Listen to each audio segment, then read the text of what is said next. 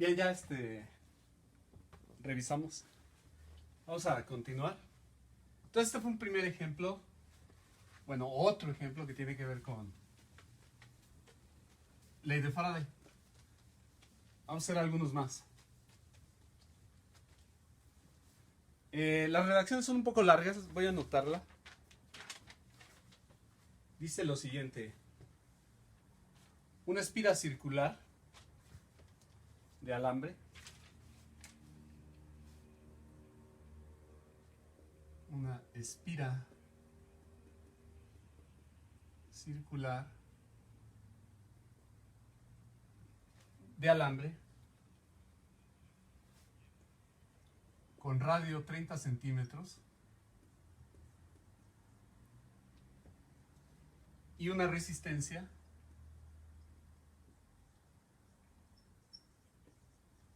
de 2 ohms. Se pone en un campo magnético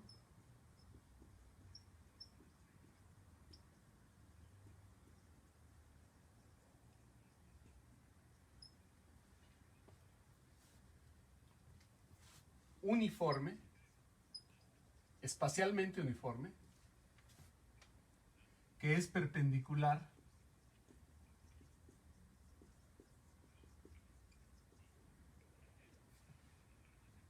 al plano de la espira.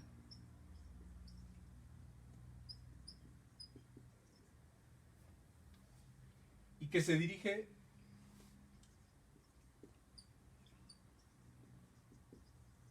como se muestra. Como se muestra aquí. Entonces ahí está la espira. Tiene un radio de 30 centímetros. Y el campo es perpendicular a la espira y va hacia adentro. Luego nos dice que el campo magnético, que está aquí, que va hacia adentro, varía como sigue. Entonces les digo que la redacción es larga.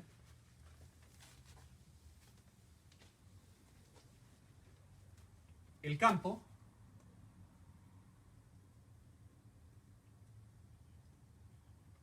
varía en el tiempo como, bueno, no hago la gráfica, de hecho sería parte del planteamiento, pero sí lo pongo como función del tiempo. B como función del tiempo es 4 teslas más 5.6 teslas por segundo, que multiplica a t en segundos, menos 2.2 en unidades de tesla sobre segundo al cuadrado por t cuadrado. Realmente las unidades no se las deberíamos de poner, nada más debería decir B igual a 4 más 5.6 menos 2.2 t cuadrada con B en teslas y t en segundos. Esa es una redacción más ortodoxa. ¿Qué es lo que dice esto? Determine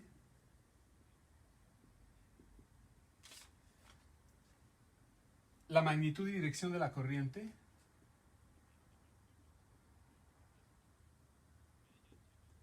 y no lo piensen como un vector, simplemente en qué sentido circula, y la dirección de la corriente en t igual a 1 segundos y en t igual a 2 segundos. Eso es lo que dice. Entonces siempre el campo va dirigido hacia adentro, homogéneo en el espacio, pero no constante en el tiempo. Entonces la pregunta es ¿cuánto vale y cómo circula la corriente en esta espira que tiene 2 ohms de resistencia? Entonces lo primero que hay que hacer es ver si el campo va aumentando o va disminuyendo hacia afuera. Porque si el campo va hacia adentro y aumentando, la corriente circula en un sentido que es diferente de que si va hacia adentro y disminuyendo. por lo que discutíamos en el inicio del otro video. Entonces vamos a ver cómo va la gráfica de esta función. Para empezar. Entonces, esta que está aquí solamente tiene sentido para el tiempo positivo, ¿no? Entonces, tiempo en segundos y el campo va a estar en teslas. En t igual a 0, el campo vale 4. Y de hecho la forma que tiene es una parábola. Entonces, en t igual a 0 vale 4. Por ejemplo, en t igual a 1 segundo, que es uno de los tiempos que nos están diciendo, esto sería 4 más 5.6, sería 9.6. 9.6 menos 2.2, entonces es positivo. Y como abre hacia abajo, lo que va a hacer, sí o sí, es esto.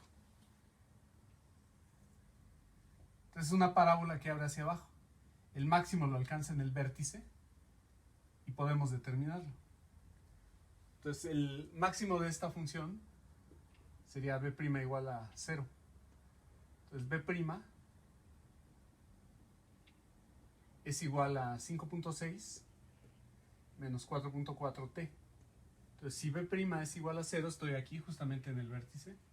Si b' es igual a 0, t vale 5.6 entre 4.4 segundos. Entonces b máximo lo va a alcanzar cuando el tiempo sea esto. Y según los números aproximados, es cuando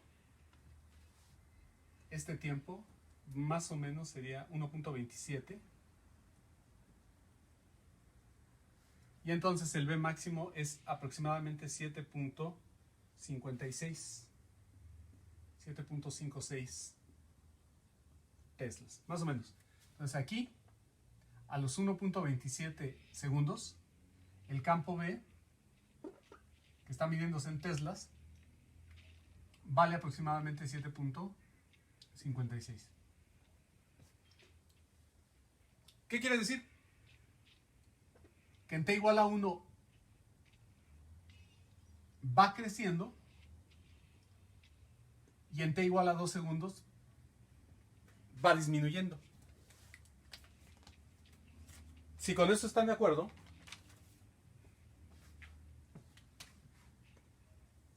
entonces en t igual a 1 segundo, el campo externo va, como siempre, hacia adentro. Bueno, en este caso, como siempre. Pero va aumentando. Entonces la corriente inducida se tiene que oponer al cambio que le está produciendo. Se opone al aumento de flujo externo hacia adentro. Entonces, ¿cómo va a circular? Tiene que empujar para afuera. La corriente inducida iría en este sentido. Esto es en t igual a 1 segundo. Y a los 2 segundos,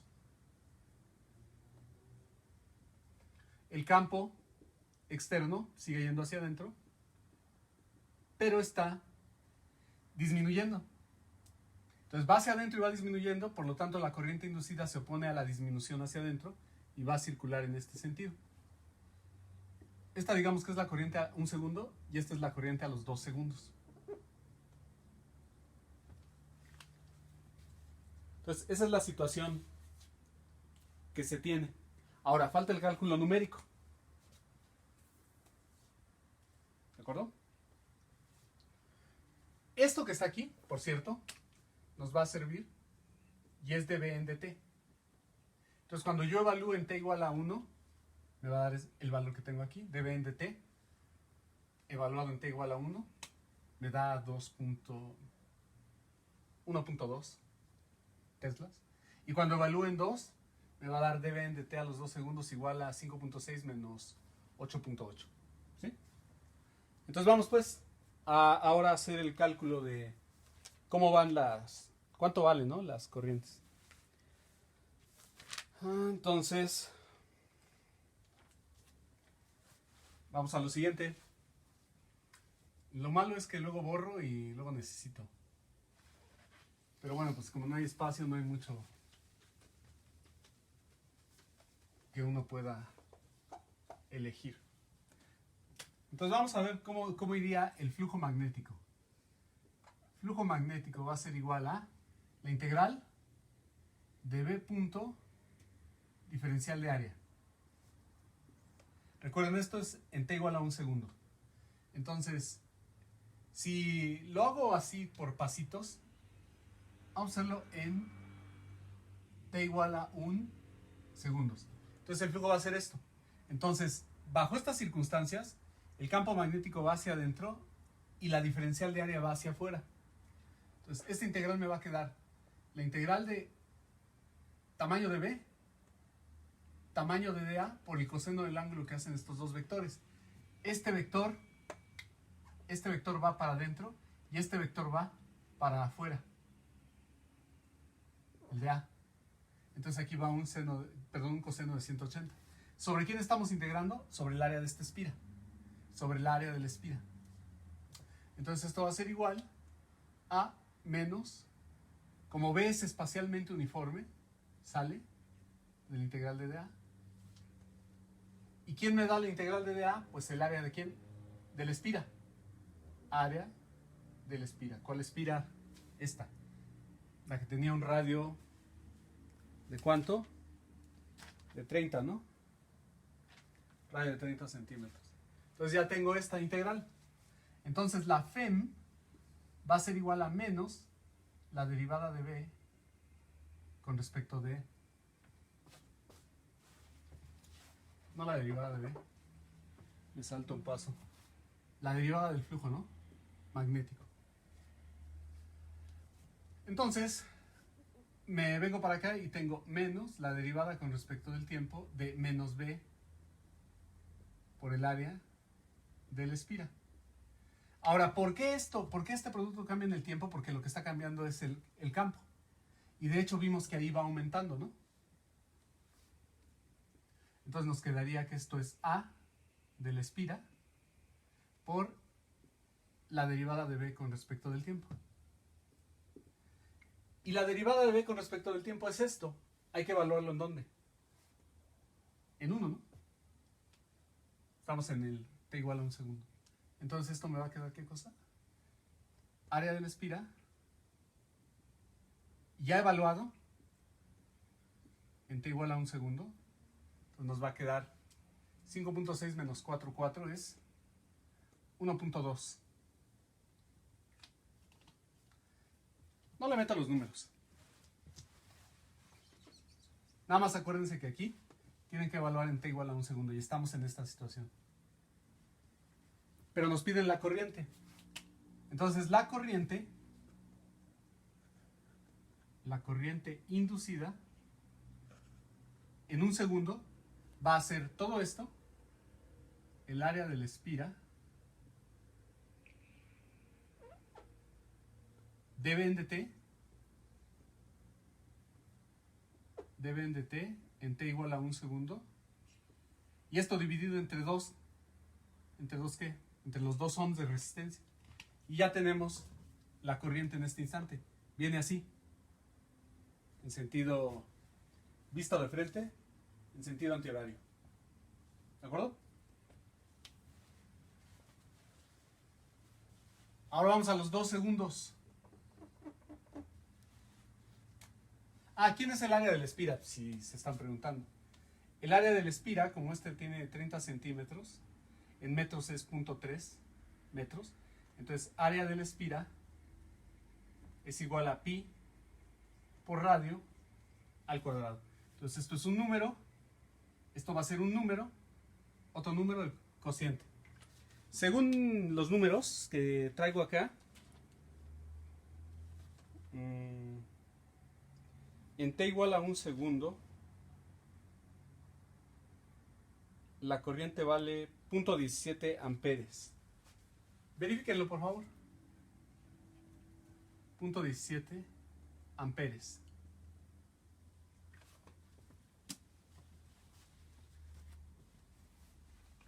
Ya metiendo los números. ¿Sí?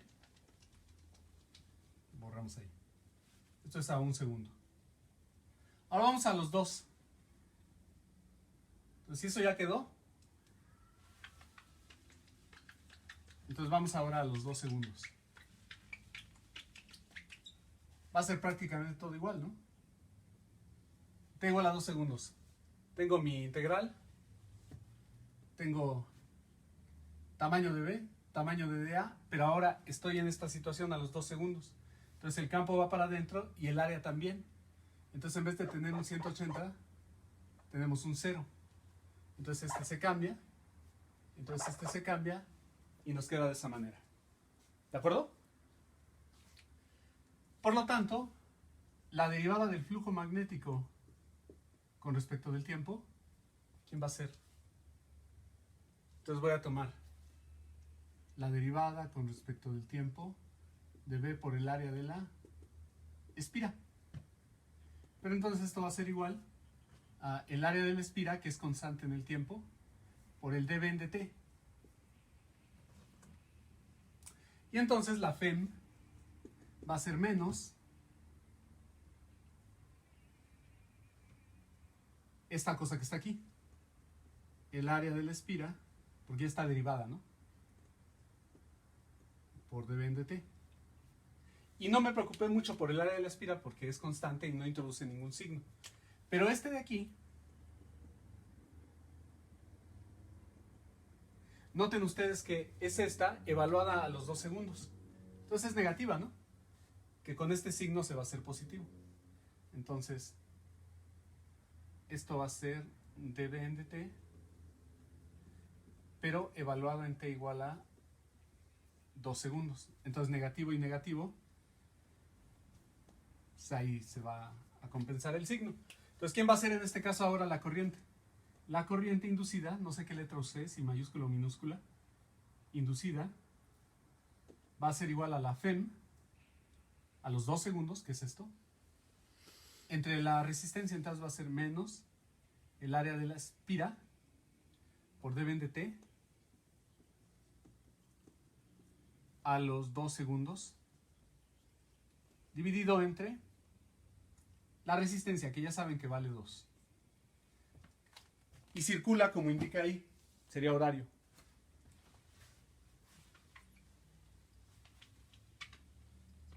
El área de la espira sigue siendo este número. Y según mis números, que no tienen por qué ser los buenos, pero se supone que esto vale 0.45 amperes. En caso de que no sea así, ustedes saquen ahí el número. ¿Ve?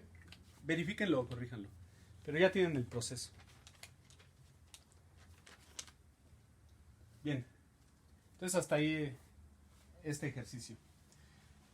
Quiero ver otro que es, creo yo, más interesante, aunque está un poco más complicado.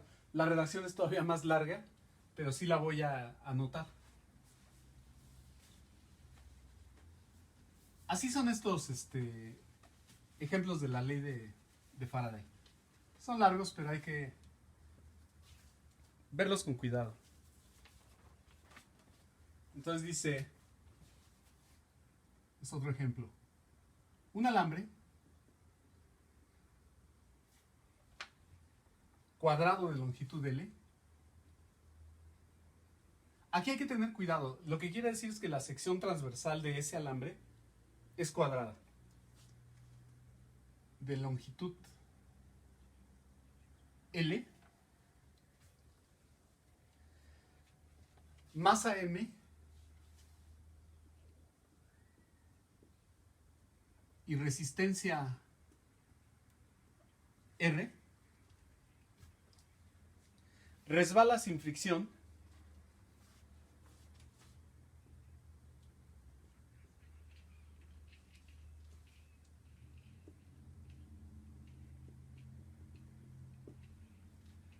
a lo largo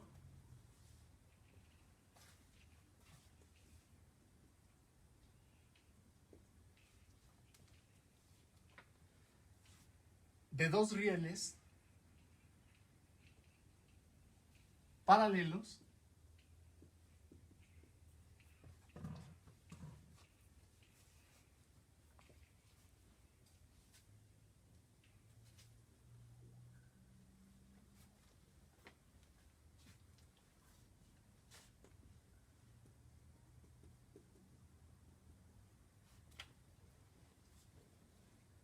de resistencia ignorable.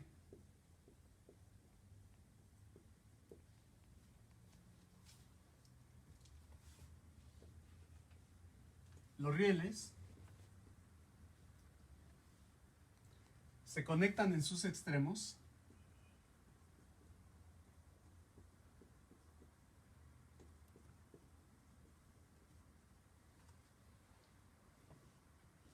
por una tira conductora.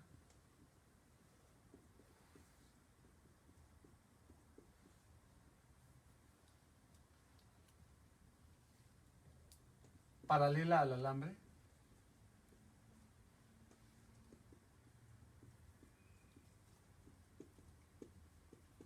Y sin resistencia eléctrica.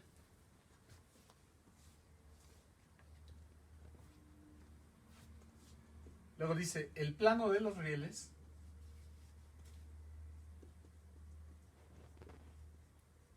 forma un ángulo θ con la horizontal.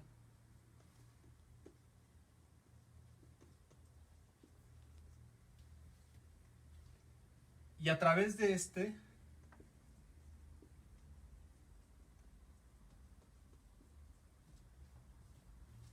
existe un campo magnético B uniforme. Existe un B uniforme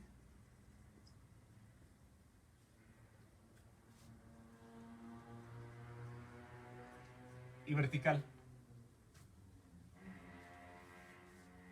Eso es lo que dice el problema. ¿Qué es lo que les piden?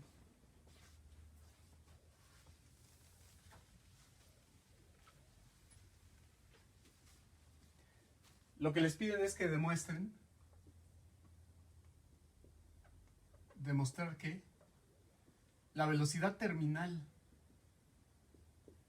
de la barra está dada por la masa de la barra, la constante de aceleración de la gravedad, la resistencia R que tiene el pedazo de alambre de sección transversal cuadrada, seno del ángulo que hace con la horizontal,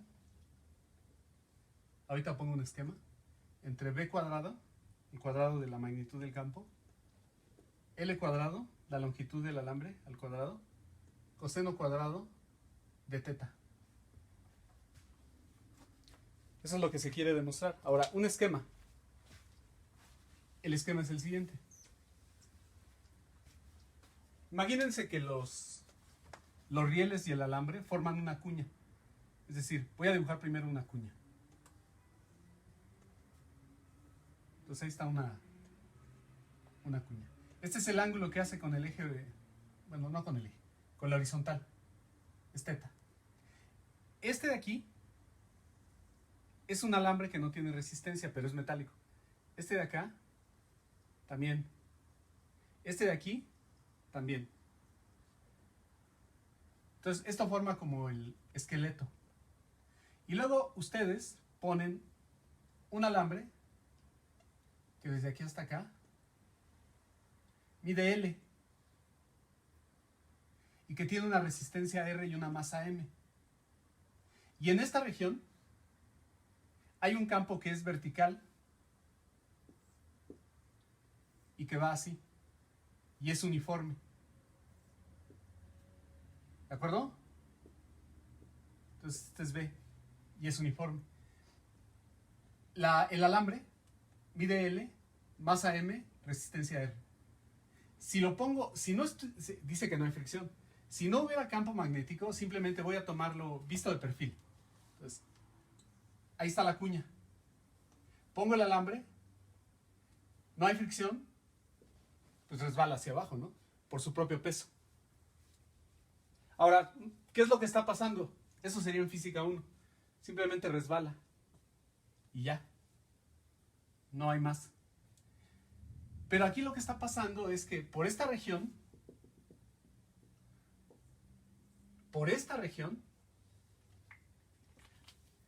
vean con cuidado, hay un campo magnético que va así y que es uniforme y que es uniforme, o sea, tiene el mismo tamaño y la misma magnitud. Una disculpa ahí por el dibujo, pero es lo que está pasando. Entonces, conforme este va resbalando, conforme este se vaya moviendo, lo que está pasando es que a través de esta espira, ¿ya vieron cuál? La formada por los rieles, el que va para adentro, el que va para arriba y este, forman un circuito, es una espira, tiene un campo magnético que está atravesándola, pero el flujo magnético es variable. ¿Por qué? Porque el área de la espira va ¿qué? Va disminuyendo. Y como hay un flujo magnético variable en el tiempo, entonces va a haber una FEM inducida y por lo tanto una corriente. Y si en un alambre yo tengo una corriente y un campo magnético presente, ¿qué sabemos que va a existir? Una fuerza magnética en el alambre que está dada por la corriente, por L cruz B. Entonces lo que va a suceder es que sobre el alambre va a estar actuando su peso, que es el que la hace resbalar, pero también va a estar actuando una fuerza magnética, que hay que analizar cómo actúa, pero si el problema tiene razón, quiere decir que la resultante del peso y de la fuerza magnética se tienen que contrarrestar. Para los que han estado en un curso donde hay objetos moviéndose en un medio, como por ejemplo un paracaidista, ustedes saben que el paracaidista cuando abre el paracaídas va a generar una fuerza adicional hacia arriba que se va a oponer a la fuerza que lo hace que vaya hacia abajo, que es el peso.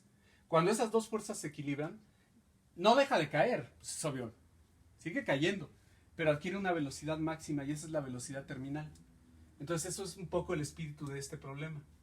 Hacer un análisis tomando en cuenta la parte magnética para combinarla con el peso y darnos cuenta de que llega un momento en el que la fuerza magnética contrarresta el peso que lo va jalando para abajo.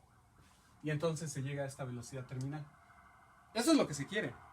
No es un problema obvio, pero eso es lo que se quiere. Entonces vamos a ver. Vamos a empezar con la parte magnética para determinar quién es la FM, fuerza magnética. ¿De qué depende? De la corriente, de la longitud, en este caso de este alambre, y del campo B. ¿Por qué se puede usar esa? Porque recuerden que ustedes presentaron una evaluación en donde la expresión original era algo como esto. Pero cuando el campo y la corriente son constantes, entonces podemos sustituir a los alambres y decir que la fuerza magnética era igual a I, un vector que va de A a B, cruz B. En este caso está tan sencillo, le pongo de AC, en este caso está tan sencillo que AC es precisamente L, piénsenlo. Acaban de presentar incluso una evaluación acerca de eso. Entonces vamos a analizar esta parte, quién es la corriente, para luego determinar quién es la fuerza magnética y luego determinamos ya con un poco de dinámica lo que nos están preguntando. Es un problema largo, pero es un problema que pues, está más interesante que los anteriores.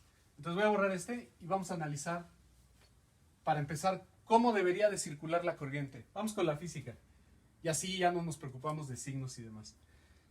Entonces, si yo tengo un flujo que va así, pero va disminuyendo con el tiempo porque la barra va resbalando. ¿Por qué va disminuyendo? Pues porque le estoy ofreciendo menos área, ¿no?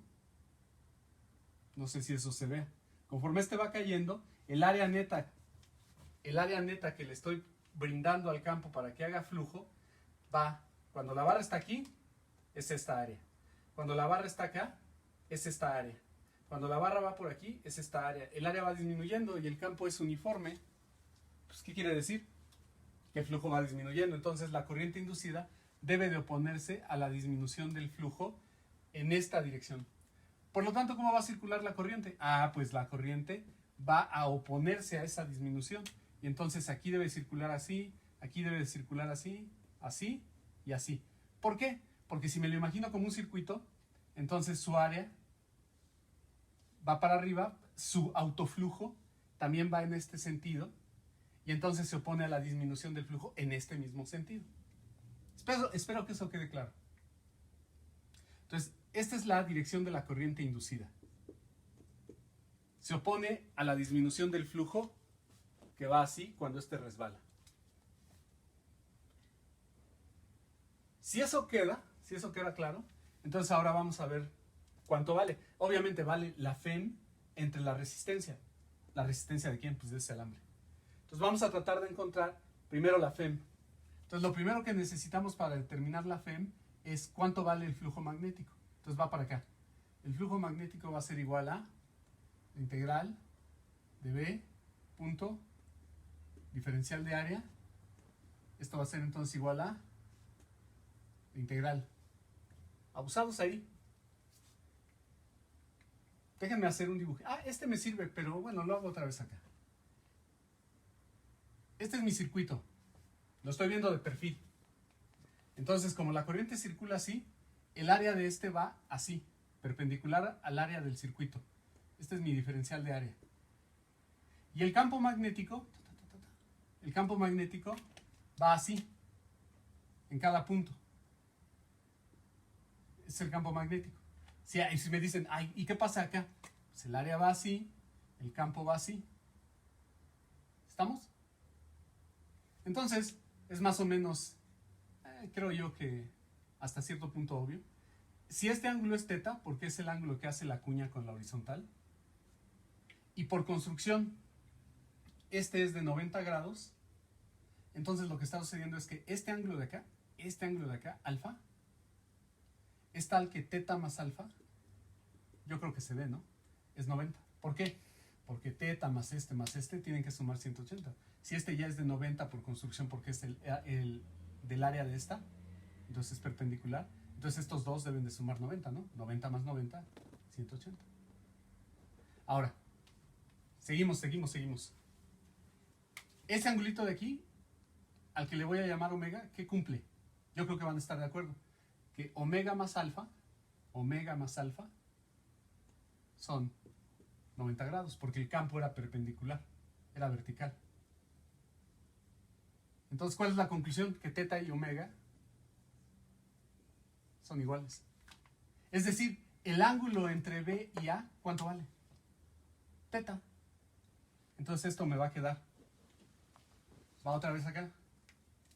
Tamaño de B, tamaño de DA, coseno de θ.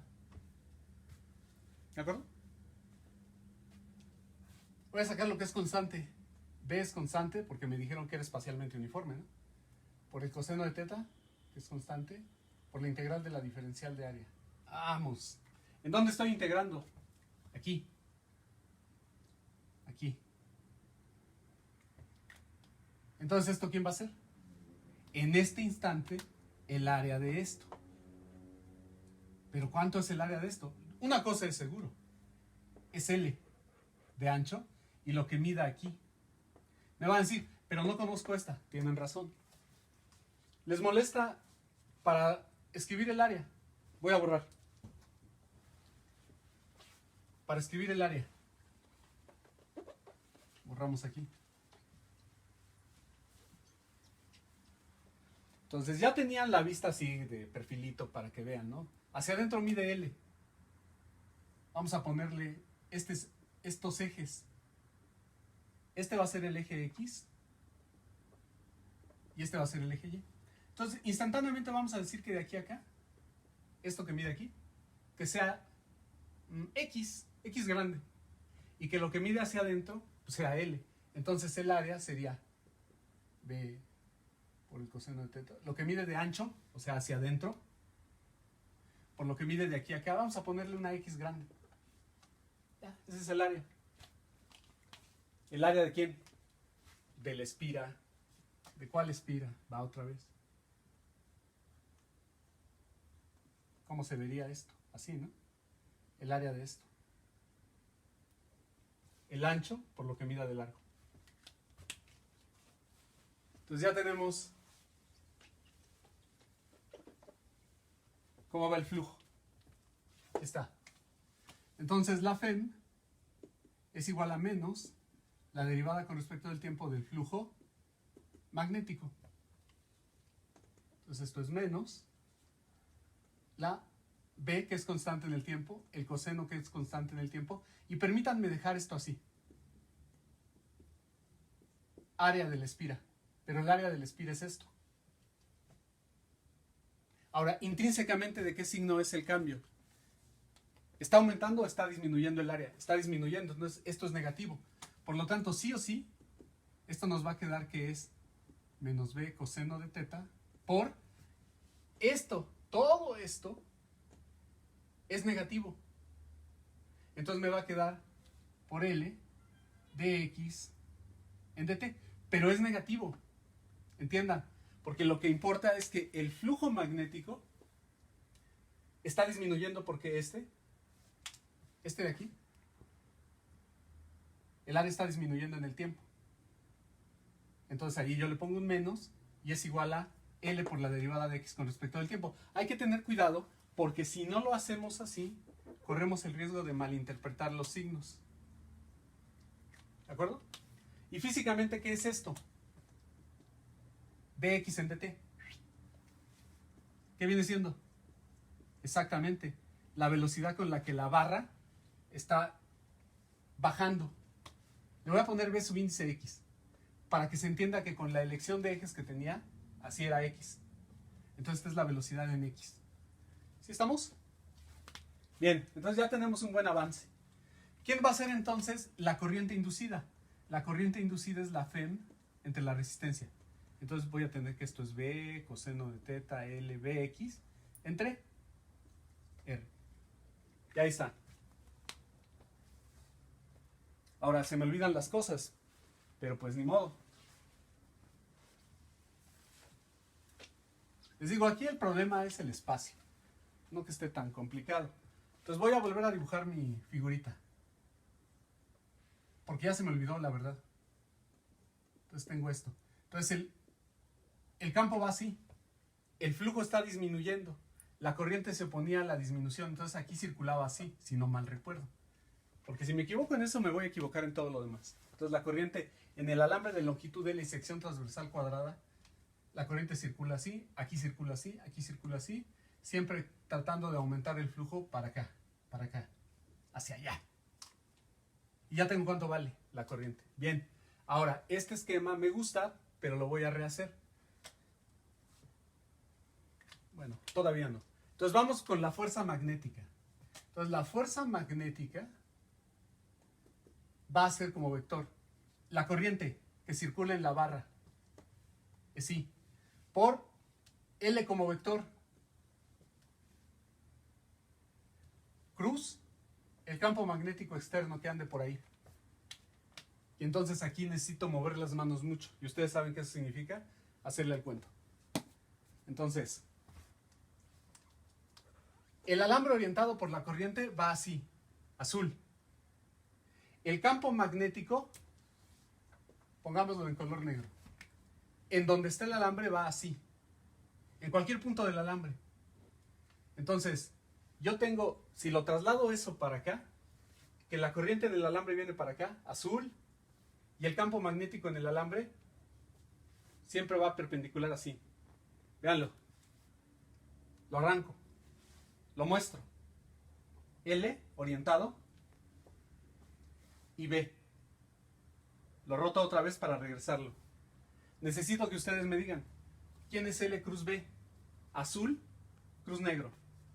Mano derecha en el primero, que es el azul, y llevo los dedos de la mano derecha hacia el otro vector, negro, y el pulgar me va a decir la dirección del producto, rojo. Vengo para acá. ¿Ya vieron? L, vuelvo a repetir, L, B, L cruz B, rojo. ¿Hacia dónde va el rojo? Exactamente. En este esquemita, esta es la fuerza magnética. Incidentalmente, ¿qué ángulo hay entre azul y negro? Entre azul, que sale, y negro, que va para arriba. 90 grados. Entonces, el tamaño de la fuerza magnética vale lo que valga la corriente por el tamaño de L, que es la longitud del alambre. No me acuerdo si era L mayúscula o era L minúscula. Aquí ya estoy usando L mayúscula, lo voy a dejar para no cambiar nada. Por B, por el seno del ángulo que hacen estos dos vectores. Ahí hay un 90 grados, ¿no? Entonces esto es simplemente ILB. Ya, ahí está la magnitud de la fuerza magnética. Y va para la derecha. ¿Cierto hasta ahí? Perfecto. Borro este. Y acuérdense que hay otra fuerza que actúa sobre el alambre de sección transversal cuadrada, que es su peso. Y ahora sí, ya casi tenemos listo todo. Entonces, vuelvo a necesitar espacio y por ahí más adelante voy a necesitar sí o sí esta expresión. Entonces voy a borrar esta. Y esta misma figura la rehago aquí. Es la misma, ¿eh?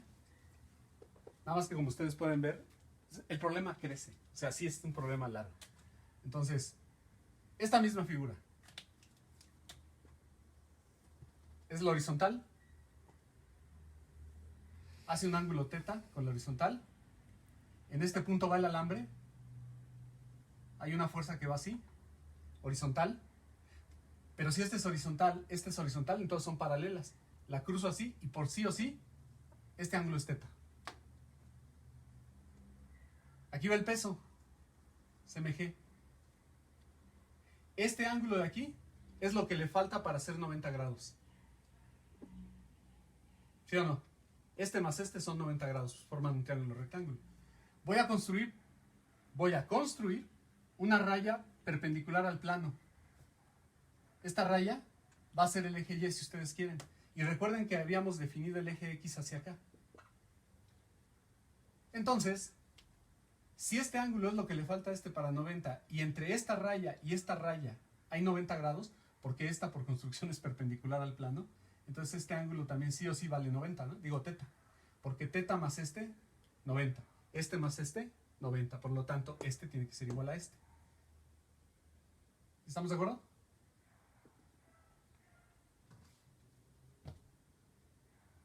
Y ya, es todo lo que necesito. Porque lo demás, pues sí hay que razonarlo, pero ya es mucho más sencillo. Estamos ahorita en territorio de física 1, de un curso de mecánica, tranquilo y normal. Este ya no lo necesito. Este sí, y lo voy a copiar acá. Esta es la fuerza magnética y vale ILB. ILB. Y la I es esto. Y este es simplemente el peso, mg. Entonces ahora sí ya voy a borrar este. Espero no haberme equivocado en nada, porque si no, no voy a llegar al dichoso resultado. Entonces ahí está. Les digo, este no lo borro porque lo necesito aquí y no me lo sé de memoria. Pues no, ¿quién se va a aprender eso? Entonces lo que vamos a tener es un sistema en donde están actuando algunas fuerzas. Por ejemplo, aquí todavía sobre el alambre, si ustedes quieren, si son muy estrictos, me falta la fuerza normal, ¿no? Si alguien estaba pensando, bueno, ¿y no falta la normal? Sí. Entonces falta la fuerza normal, ya ahí está. Fuerza normal que ejercen los rieles que están aquí sobre el alambre de sección transversal cuadrada. ¿Listo hasta ahí? Entonces ahora, ¿qué es lo que nos va a interesar para nosotros el movimiento en X? Porque en Y no va haciendo esto. O sea, se mueve así, a lo largo del plano. Entonces lo que me interesa son las fuerzas totales que actúan en esta dirección. Y en esta dirección, vean lo que yo tengo. Segunda ley de Newton en X. Ojo. Segunda ley. En X, en esta dirección. La componente de la llamada peso es esta. Entonces va a ser mg por el seno de θ. Esa es la componente que va en esta dirección del peso. Si hay gente que tiene problemas con vectores, pues es momento de ponerse a estudiarlo, porque estoy sacando la componente que va en esta dirección. Es un triángulo rectángulo, este es con el seno, es el cateto opuesto. Y la componente de esta que va en el eje X, que va a ser menos ILB por el coseno de θ. Y esto, según la segunda ley de Newton, es la masa del alambre por la aceleración que tenga el alambre. Noten ustedes, voy a tener aceleración, pero esta fuerza va a ir aumentando porque la corriente no se va a mantener, porque esta puede ser que vaya aumentando. Entonces esta va a tender a crecer y va a tender a crecer hasta que iguale esta.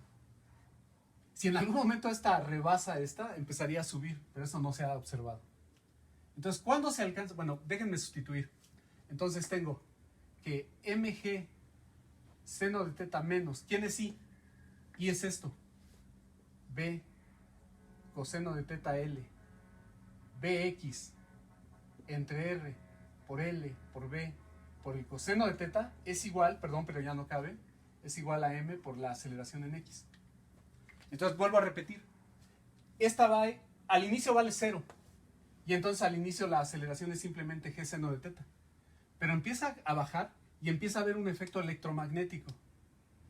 Se genera una que genera una fuerza que se opone a que este siga acelerándose.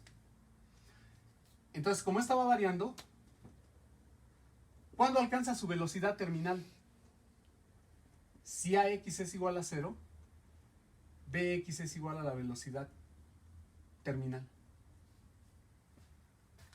Es cuando ya no hay aceleración. Tienen un paracaidistas y está cayendo. ¿Cuándo alcanza su velocidad terminal? ¿Cuando deja de caer? No. Cuando deja de acelerar. Y entonces es igualito el espíritu aquí. ¿Cuándo alcanza su velocidad terminal? Cuando deja de acelerar. Y esta va a ser la velocidad terminal. Entonces de ahí deberíamos de poder obtener el resultado. Vamos a ver si es cierto. Entonces borro este y les digo, espero no haber cometido ningún dislate ahí. Y entonces cuando esta vale 0, lo que voy a tener es que mg seno de teta menos, aquí me aparece un b cuadrado, aquí me aparece un l cuadrado, aquí me faltó copiar un coseno de teta, es coseno pero no le puse teta. Entonces ya tengo este, ya tengo este, ya tengo este, ya tengo este, coseno cuadrado entre r por b, ya no es bx, ahora ya le voy a llamar b terminal, y esto va a ser igual a 0, todo esto igual a 0, raya. Entonces voy a despejar y a ver qué tengo. Entonces la velocidad terminal, al despejar me queda mgr seno de teta, y aquí es coseno cuadrado, cos, es cos cuadrado, ¿no? Cos. Entonces b cuadrado, l cuadrado, coseno cuadrado, b terminal. Entonces me queda mgr seno de teta sobre b cuadrado, l cuadrado, coseno cuadrado de teta. Esto es lo que me está dando a mí como velocidad terminal. Déjenme compararlo con lo que habíamos dicho al principio. Entonces iba a ser mgr seno de teta, b cuadrado, l cuadrado, coseno cuadrado de teta. Sí, nada más que creo que sí usé una L minúscula en vez de una L mayúscula al principio. Ahorita no hay problema, no hay con qué se confunda. Más adelante se podría confundir con inductancia, pero por el momento no es demasiado preocupante ahí el cambio. Entonces efectivamente ahí está. Y ahora, ¿por qué es un problema interesante? Vuelvo a repetir. Si no hubiera efecto electromagnético, simplemente esta barra resbalaría con aceleración constante g seno de teta. Nada más, por efecto del peso. Pero como ahora hay un campo magnético que va así, en toda esta región, entonces eso lo que va a significar es que el flujo magnético sea variable, de hecho disminuyendo conforme vaya resbalando. Genera una corriente que, de acuerdo a la ley de Faraday, con la ley de Lenz, que tiene que ver con conservación de energía, genera una fuerza que va hacia acá, que al sumarse con esta nos da una fuerza neta en esta dirección. Como la velocidad va variando, esta fuerza magnética va variando hasta que iguala la componente del peso que jala hacia abajo. Y cuando esto se cumple, pues se cumple esto. Es la velocidad máxima que va a tener. ¿De acuerdo? Sigue cayendo con esa velocidad, suponiendo que tenga suficiente espacio para seguir haciendo su círculo. Si no lo tuviera, pues se acabó, ¿no? Antes de que llegue abajo. Bien, si eso queda claro, entonces pasemos a otra situación. También tiene que ver con ley de Faraday. Déjenme ver nada más cuánto tiempo llevo. Bueno, ya es largo el video. Lo voy a cortar y ponemos otro con otro u otro par, dependiendo del tiempo de ejemplos. Gracias.